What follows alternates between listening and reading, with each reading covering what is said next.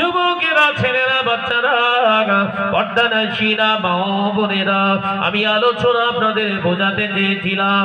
আল্লাহ নবী পাক আমাদের জানিয়ে দিলেন, শুধু নামাজ, রোজা, হজ, যাকাত আদায় করলে মুসলমান হওয়া যাবে না। অন্যায় রাগানি করলে তার প্রতিবাদ আপনাকে করতে হবে। প্রতিবাদ তিন প্রকারে করা যায়, তিন প্রসেসে প্রতিবাদ করা যায়। এক নম্বর হলো, যদি গায়ে শক্তি থাকে শক্তি দিয়ে তুমি বাধা দাও। তা যদি তোমার না থাকে জবান দিয়ে তুমি নিষেধ করো, জবান দিয়ে ধিক্কার জানাও, প্রতিবাদ করো। সেটাও যদি তোমার অকাতে না কুলায়, সেটা যদি তোমার কষ্ট, তোমার শক্তিতে না কুলায়, আমি রাসূলুল্লাহ বলছি স্থান ছেড়ে পালিয়ে যাও। তবে মনে রেখে দিও, জানবে এটা তোমার ঈমানের দুর্বলতা।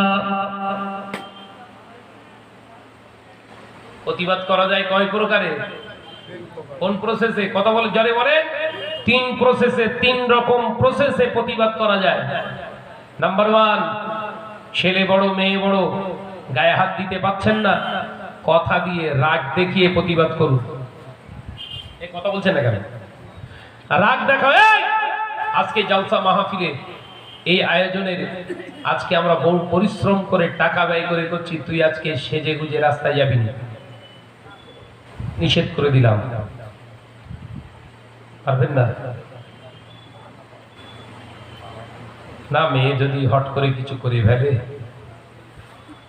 কি করবে? একমাত্র কন্যা যদি সুসাইড করে ফেলে, গলায় দড়ি দেয়, বিষ খেয়ে ফেলে, আমার একমাত্র কন্যা শেষ হয়ে যাবে। এ নজরেরা, তুই দুনিয়া চিন্তা করে মেয়েকে বাধা দিলি না, অন্যায় রাখা জানিস না, ব্যভিচারে লিপ্ত হয়ে গেল। ওই দোষটা যে তোর ঘাড়ের উপরে আল্লাহ চাপিয়ে দেখে তোকে জাহান্নামায় দেবে, সেদিন মেয়েও তো তোর পাশে দাঁড়াবে না। তার জন্য এত করছিস। মেয়ে তোর মহব্বত অবশ্যই করতে হবে। মেয়েকে মহব্বত করবি তো কাকে করবি? কিন্তু তোর মেয়েকে মহব্বত করতে যেয়ে তোর জাহান্নাম হয়ে যাবে, তুই চাস? এটা তো বুদ্ধিমানের কাজ নয়। বুদ্ধিমানের কাজ হলো মেয়েকে ছেলেকে মহব্বত করতে গিয়ে যদি ওই মেয়ে ছেলের ওসিলায় আমাকে জাহান্নামায় যেতে হয়, তাহলে ও মহব্বত করা তো হারাম। আল্লাহ নবী দো জানে বাদশাহ হাবিবুল্লাহ গে, নবী জনাবে মুহাম্মদুর রাসূলুল্লাহ গে সাল্লাল্লাহু আলাইহি ওয়াসাল্লাম একদিন দুপুরবেলা আল্লাহ নবী বসে রইলেন হুজরা শরীফে। আল্লাহ নবী লক্ষ্য করলেন 8 বছরের ফাতেমা, 8 বছরের হযরতে ফাতেমা রাদিয়াল্লাহু তাআলা আনহা দুপুরবেলা সাহিলীদের সঙ্গে খেলতে বেরিয়ে যাচ্ছে। আল্লাহ নবী লক্ষ্য করলেন ফাতেমা মাথা আলগা, ফাতেমার মাথা আলগা, মাথার চুলগুলো বড় হয়েছে। আল্লাহ নবী কোনো কথা বললেন না। আম্মাজান ফাতেমা খেলতে চলে গেলে আল্লাহ নবী কোথাও গেলেন না। হুজুর মনে মনে চিন্তা করলেন, আমি আজকে কোথাও যাব না, আমার ফাতেমা ঘরে ফিরবে, আমি বাপ হয়ে আমার ফাতেমাকে দুটি কথা শেখাবো। বাপ বাপ বাপ, তুমি তো হাফ কত বলে না। এ নজরেরা, আল্লাহ নবী কলিজার সাহাবী আমাদের আম্মা জান খাতুনে জান্নাত হযরতে ফাতেমা রাদিয়াল্লাহু তাআলা আনহা খেলাধুলা করে ঘরে ফিরলেন। আল্লাহ নবী দয়ার নবী রাহমাতাল লিল আলামিন কন্যার দিকে তাকিয়ে মুচকে হেসে সালাম দিলেন, আসসালামু আলাইকুম ও মা ফাতেমা। আম্মা জান ফাতেমা রাদিয়াল্লাহু তাআলা আনহা আব্বা জানের সালামের জবাব দিলেন, বিশ্বনবী সালামের জবাব দিলেন। আল্লাহ নবী বললেন, এসো মা, আমার কাছে এসো। কোথায় গিয়েছিলে? আব্বাজান, আমি খেলতে গিয়েছিলাম সাহিলীদের সঙ্গে। ও ফাতেমা,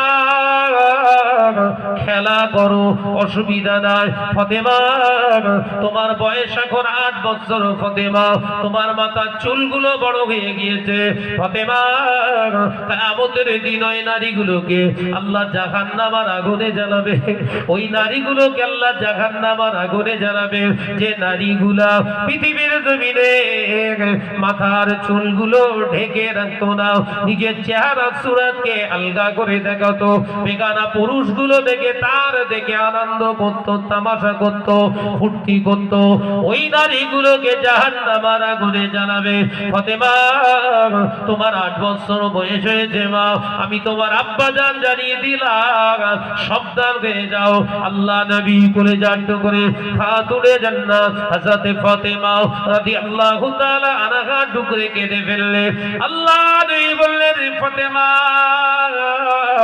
রোনাজারি করো কেন মা? আব্বা জাহান্নামের আগুন দুনিয়ার আগুনের থেকে কত কঠিন হবে, 70 গুণ কঠিন হবে মা। ফাতেমা, হযরত ফাতেমা চিৎকার করে কাঁদতে লাগলেন, আব্বা যান, ওই জাহান্নামের আগুনটা কি করে সহ্য করব? দুনিয়ার আগুনটা সহ্য করার ক্ষমতা আমার হয় না, আমি জাহান্নামের আগুনটা কি করে সহ্য করব?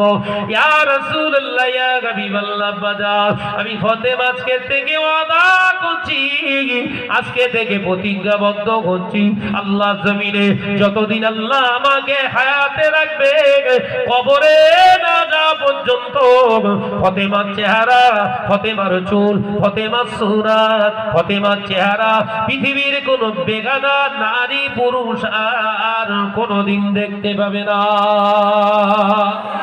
একবার জোরে হবে না, একবার চিল্লে হবে না। কত বছর বয়স? 8 বছর। আর যে কটা ঘুরতেছে এর বয়স কত? 24 বছর।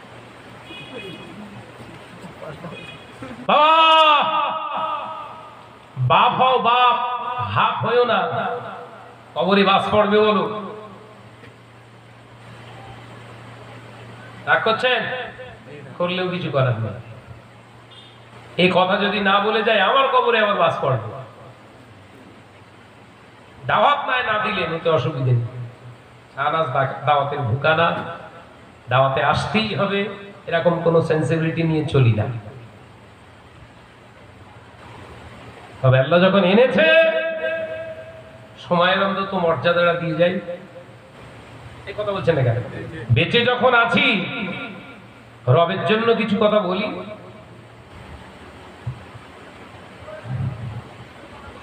যদি বাপ হন, নসিবটা ভালো, আর যদি হাফ হন, কবরে বাস পড়বে বলো। হাফ বুঝতে পেরেছেন?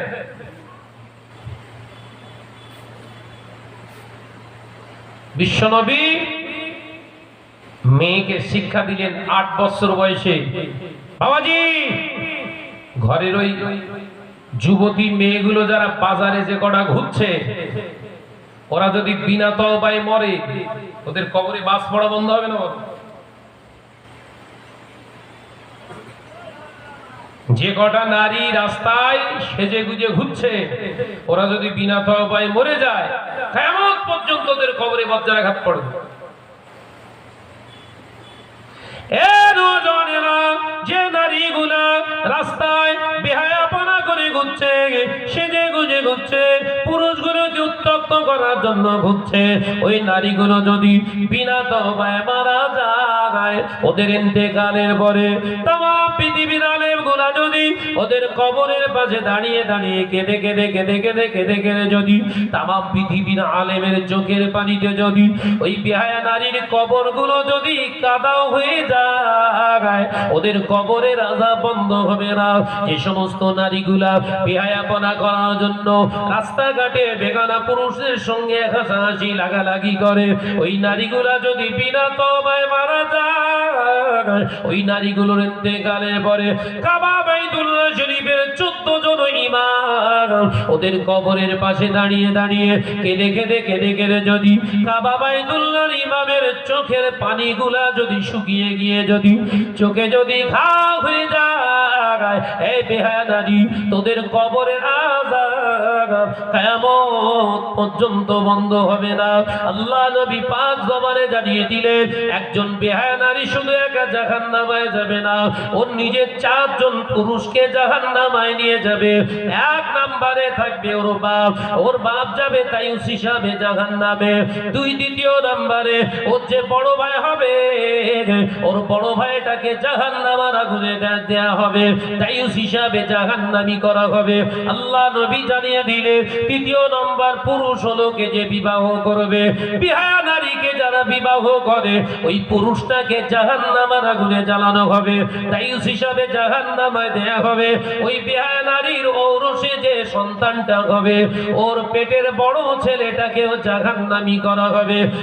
নারীরা কি এমন জীবন তৈরি করলি মা, তোর কারণে তোর আপন 4টে জন ছেলে জাহান্নামে যায়। ও কি জীবন হেরা,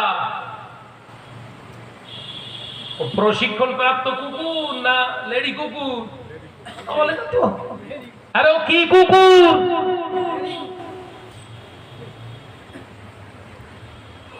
যা বলে যাবানি এরা জীবনে যা সাইজ করে রেখে যাবানি, ডিমারি বাড়খোস খারাপ করবে নদী, বাপরে বাপ বাদ দিয়ে গিয়ে বাজারে পুরো ধস লাগিয়ে দিয়েছে।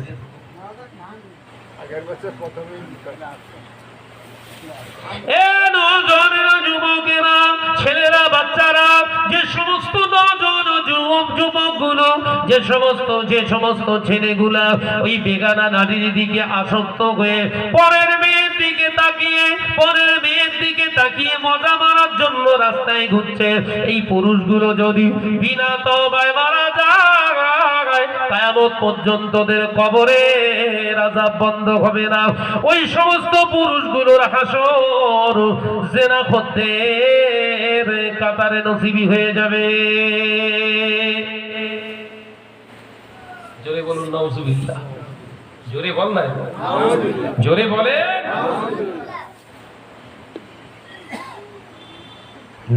নারীর জন্য শুধু পর্দা ফরজ নয়, পুরুষের জন্য পর্দা ফরজ। পর্দা কি জিনিস জানেন? সেফ। পর্দা হচ্ছে নিজেকে সেফ রাখা, অপরের দৃষ্টি থেকে নিজেকে সেভ করা, আর নিজের দৃষ্টিটা অপরের থেকে সেভ রাখা। একবার জোরে বলুন না, একবার জোরে হবে না? আছে আছে সেভ আছে তো।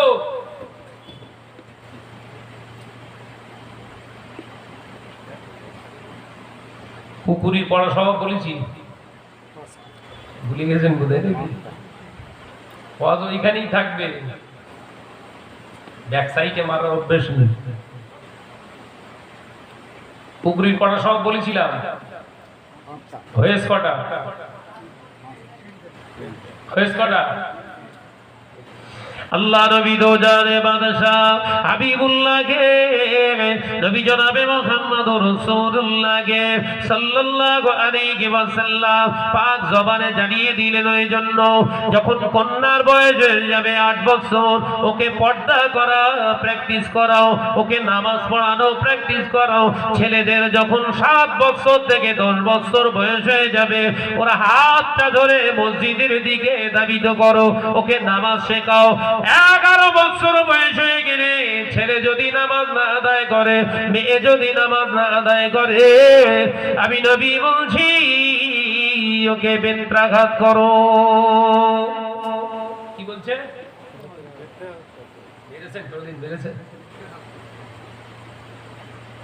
হুজুর কি মারবো, আমি নিজে নামাজ পড়ি নি, কথা বলছেন না কেন? গাব গাছে কোনোদিন ডাব হয় হারা? ল্যাংড়া গাছে কোনোদিন হিমসাগর হয়? না আপেল গাছে কোনোদিন আঙ্গুর হয়? পেয়ারা গাছে কোনোদিন ডুমুর হয়? কথা বলে না কেন? গাছ ভালো না ফল ভালো হবে? ফজরের আযান যখন কানে আসে, আসসালাতু খায়রুম মিনান নাওম, মুসলমান ঘুম থেকে উঠে পড়ো, ঘুম থেকে উঠে পড়ো, বাচ্চাটাকেও জাগাও। কানে আযান এসেছে, কানে আযান এসেছে, নামাজ পড়তে ওঠো। স্বামী স্ত্রী দুজনে মিলে উঠে পড়ো, কচি বাচ্চাটাকেও তোলার চেষ্টা করো। কচি বাচ্চাটা যদি জেগে যায়, ও যদি নামাজ নাও পড়ে, মুসল্লি মুরব্বীরা, তোর নামাজ পড়াটা, তোর বিবির নামাজ পড়াটা যদিও দেখে, একদিন ওই অভ্যাসটা নিজের ভিতরে সহজে এনে ফেলবে। বোঝা যাচ্ছে?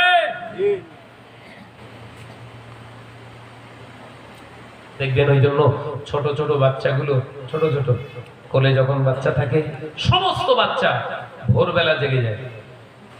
এ কথা বলছে না কেন? বড়রা জন্মের ঘুম ঘুমোচ্ছে, ছোট বাচ্চা ঠিক ফজরের আযান হওয়ার সাথে সাথেই কি করে? জেগে যায়, একা একা খেলা করছে। তার মানে ফেরেশতাদের ওদেরকে তোলা, ফেরেশতারা ওদেরকে তুলে তুলে ওদের সঙ্গে একটু খুনসুটি খেলা করে। একবার জোরে বলো সুবহানাল্লাহ, একবার জোরে বলে। ফেরেশতারা শেখাতে চায়, ভাই এইটা তোর জীবন, এইটা তোর জীবন, তোর সুবাহ, তোর শাম, তোর সুবাহ, তোর সকাল হবে, এইটা তোর সকাল। 8টায় সকাল না, তোর সকাল হচ্ছে ফজর। একবার জোরে বলে সুবহানাল্লাহ। আমাদের সকাল কটা হচ্ছে? বল না, সন্তান নাকি ভালো হবে? হ্যাঁ, সন্তান ভালো হবে। যে মুসলমানের সকাল হয় 8টা, ওর সন্তান অন্তত 1000 চেষ্টা করলেও ভালো হবে না। কথা বুঝতে পারছেন তো নাকি? জীবনে হবে।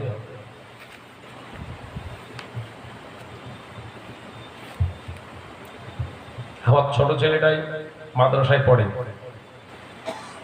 ও বাড়িতে আসলে মাদ্রাসায় কত ভয়ে থাকে জানি না, বাড়িতে আসলে ও শিক্ষকের থেকে 14 গুণ ভয় করে ওর বাপের। কথা বুঝতে পারছেন না? ছপাড়া হাফেজ, ছপাড়া হাফেজ, মাওলানা বিভাগে ভর্তি করে দেন, তোর হাফেজ হতে হবে না বাবা। ওকে ভর্তি করে দিয়েছি আপনার এ ডিপার্টমেন্টে, মাওলানা ডিপার্টমেন্টে ভর্তি করে দিয়ে মাওলানা পড়ো, হেফজ করো না, কারণ সময় খুব খাতারনাক। মোবাইল যদি একবার হাতে পড়ে যায়, তোর হেফজ এমনি বেরিয়ে যাবে। আর ওই হেফজ যারা করে ভুলে যায়, আযাব সব থেকে বেশি তাদের। কথা বুঝাচ্ছেন না? যারা হাফেজ হয়ে ভুলে যায়, কোরআনের ইয়াদ ভুলে যায়, এদের আযাব কঠিন আযাব। আমি বাপ হয়ে সহ্য করতে পারবো না। তুই হেফজটা বাদ দে, ছপাড়া করেছিস আলহামদুলিল্লাহ, পড়াটা তোর একদম ফুল রানিং করে ফেলেছিস, ওটাই আলহামদুলিল্লাহ। এবার কোরআন বোঝ, মাওলানা বিভাগে ভর্তি করে দিয়েছি। ও যখন ঘরে আসে, ও সবসময় যেন মনে করে আজরাইলের ঘরে ঢুকিস। কথা বুঝাচ্ছেন না? যে ফজরের নামাজ আমি, আমার আহলিয়া, ও পড়বে, ও ডাকতে ভুলে গেলেও আমি নিজে ডেকে তুলবো, ওঠ, চিৎকার করে ডাকবো, ওঠে বড়, আরো বড় ঠেলে উঠবে। ফজরের নামাজ পড়ে শেষ নয়, কোরআন তেলাওয়াত কর। কথা বুঝাচ্ছেন না? কোরআন তেলাওয়াত কর, যদি ঘুম পায় কোরআন তেলাওয়াত করে আবার শো, অসুবিধা নেই। বাপ হন, হা পাবেন না, তাহলে কবরে কিন্তু বাস পড়বে, আল্লাহর কসম। কি হতে বলেছি? বাপ বাপ, এই কথা বুঝতে পারেন না। কি হবে? বাপ হন, হাফ হবেন না। হাফ হলে স্ত্রীও মারবে, বাচ্চারাও মারবে। যুবকেরা, ছেলেরা, বাচ্চারা, পর্দানাশীরা, মা বোনেরা, আলোচনা বুঝুন। আল্লাহ নবী পাক দরবারে জানিয়ে দিলেন, 4র্থ নম্বর, মুআল্লিমুল কালব, প্রশিক্ষণ প্রাপ্ত কুকুরের দিকে তাকাও। 4 নম্বর স্বভাব তোমরা দেখতে পাবে। বাবা সাহাবীরা, ও আমার সাহাবারা, 4র্থ নম্বর স্বভাব, ওই কুকুরটা সারা জেগে জেগে মনিবের ঘর পাহারা দেয়। শুধু তাই নয়, ওই মনিব যদি ওকে ওর প্রিয় খাবার গোশত ভুনা, গোশত যদি ওর সামনে এক গামলা এনে দিয়ে বলে ওই পোষা কুকুরটাকে, এই মতি, এই লালু, এই খাবারটা তুই খাবি না, এটা তোর খাবার নয়, এটা তুই খাবি না, এতে মুখ দিবি না, চুপটি মেরে বসে থাক, এই খাবারটা তুই পাহারা দে, এই খাবারটা তোর নয়। এই সময় দেখতে পাওয়া যায় রাত হয়ে যাবে, কুকুরটা যদি খেতেও নাও দেন, ওই খাবারে সে মুখ দেবে না, ওই খাবারে সে মুখ দেবে না, কারণ মনিবের পারমিশন নাই। পোষা কুকুর ওর সামনে গামলা ভর্তি করে গোশত রান্না এনে দিয়ে পোষা কুকুরটাকে যদি বলে নেই বসে পাহারা দিয়ে খাবি না, ও খাবে? চুপ করে বসে। বরঞ্চ বিড়াল টিড়াল অন্য কিছু আসলে তারে তাড়া করে। কথা বলছেন এখানে? তার মানে সেফ। মনিব এটাকে পাহারা দিতে বলেছে, আমার না। কথা বুঝতে পারছেন না? মহান আল্লাহ পাক কোরআন পাকের ভিতরে জানিয়ে দিলেন, ওয়ালা তাকরাবুজ জিনা, খবরদার জিনা ধারে কাছে তোরা যাবি না। আল্লাহ পাক জিনাকে হারাম করে দিয়েছে। সুন্দরী রমণী যুবককে ডাকে, এসো আজ এই বড় খুশখানা জলসা, সুযোগ নিয়ে সাইডে দাঁড়িয়ে একটু নিজেদের ভিতরে ভাব বিনিময় করি। আল্লাহর জান্নাতি বান্দা যারা হয় পরিষ্কার জানিয়ে দেয়, হে আল্লাহর বান্দি, আল্লাহকে ভয় করো। বিয়ের আগে কোনো কথা বলা, অবৈধভাবে দেখা করা শরীয়তে আমাদের জন্য হারাম, এটা আমাদের জন্য হালাল হতে পারে না। না না না, জিনা করা আমাদের জন্য হারাম। আল্লাহ কোরআনে জানিয়ে দিয়েছে জিনাখোরদের ঠিকানা জাহান্নাম। আল্লাহ জান্নাতি বান্দা যারা হয় তারা সব দুনিয়ার লোভনীয় জিনিসকে উপেক্ষা করবে, কারণ ওটা আল্লাহ তরফ থেকে যদি হারাম করে দেয়া হয়। হারাম জিনিসের প্রতি জান্নাতি বান্দারা কোনদিন আকৃষ্ট হয় না। একবার জোরে হবে না?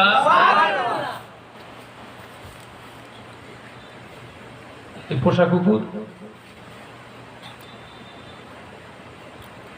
পোষা কুকুরের মনিব যদি ওর মালিক হয়, আমাদের মনিব কে? এ কথা বলছে না কেন?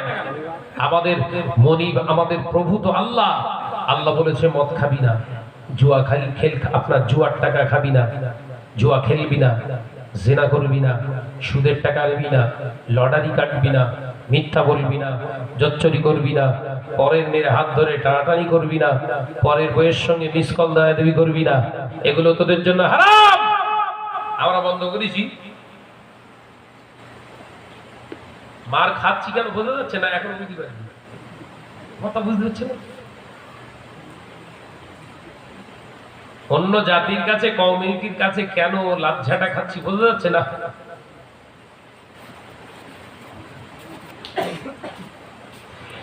চার নম্বর হলো, 5 নম্বর হলো আল্লাহ নবী দো জাহানের বাদশা হাবিবুল্লাহকে, নবী জনাবে মুহাম্মদুর রাসূলুল্লাহকে সকলে পড়ি সাল্লাল্লাহু আলাইহি ওয়াসাল্লাম।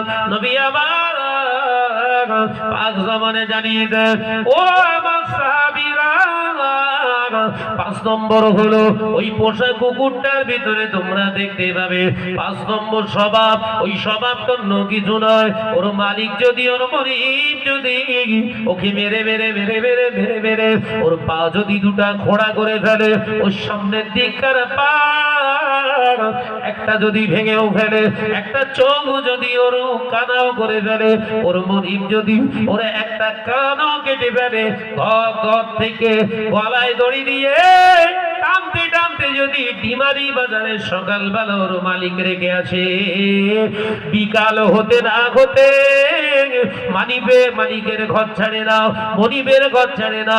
ও ঠিক মনিবের ঘরের দরওয়াজার সামনে এসে দাঁড়িয়ে থাকে, অপেক্ষা করে মালিক কখন বেরোবে, মালিক কখন বেরো হবে।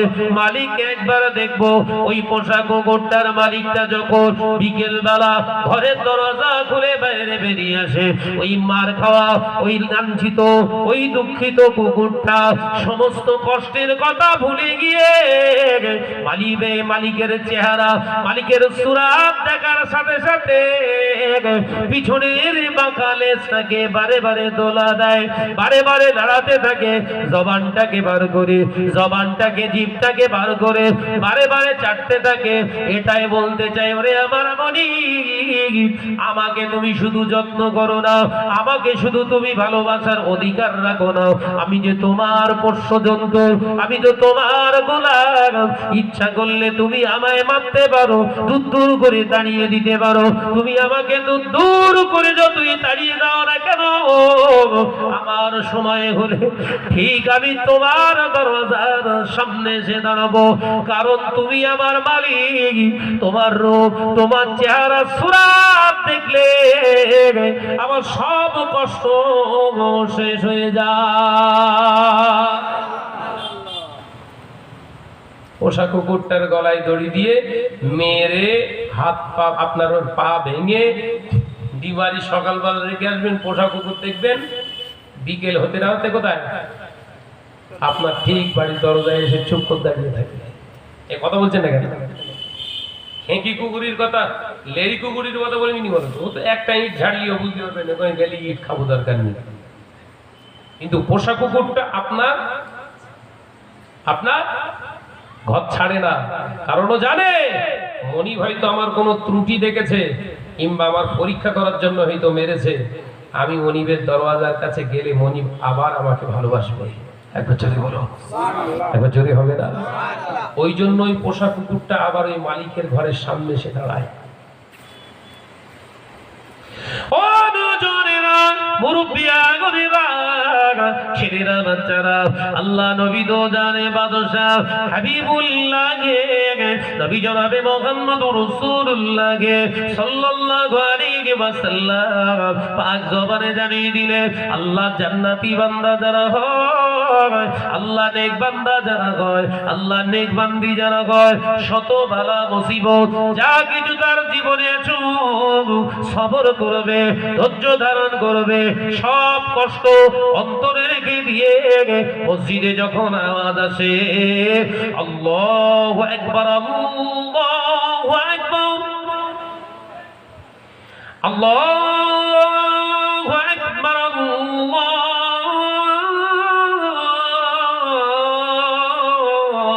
আল্লাহু আকবার, এখানে আওয়াজ আসার সাথে সাথে মনিবের দরওয়াজার পাশে যেমন কুকুর দাঁড়িয়ে থাকে, আল্লাহ জান্নাতি বান্দা কোরআন পড়েছে, লা তাকনাতু মির রাহমাতিল্লাহ, আমার আল্লাহ জানায় আমার রহমত থেকে তোরা মুখ ফিরিয়ে দিস না।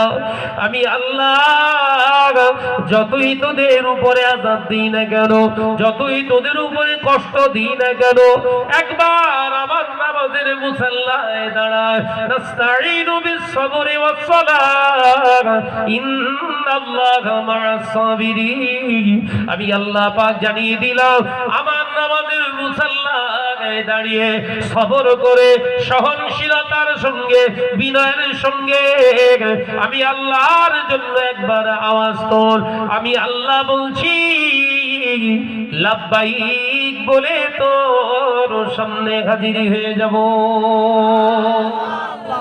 একবার জোরে হবে না? একবার জোরে হবে না? দেখেছেন কুকুর কি বললু? পাক না নাপাক? নাপাক খেয়ে ফেলছেন। এই কুকুর পাক না নাপাক বললাম? নাপাক। এই পাঁচটা গুণ যেটা বললাম এটা পাক না নাপাক?